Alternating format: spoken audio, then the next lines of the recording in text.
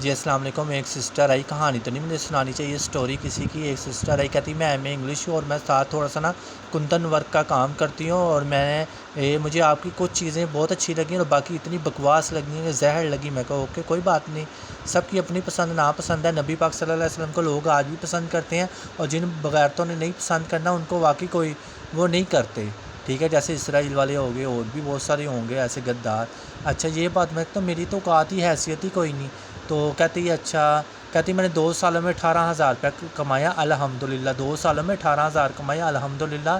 तो मैंने फिर उसको यही कहा कि अल्हम्दुलिल्लाह मैंने इस बकवास काम से मैं 1.5 लाख रुपया महीना कमाता हूँ सिर्फ बचत। ठीक है, तो उसके बाद फ़ोन ऐसे बंद हुआ है कि अल्लाह जाने क्या हुआ है उनको। तो इस तरह टिचके हुजते नहीं लगाते।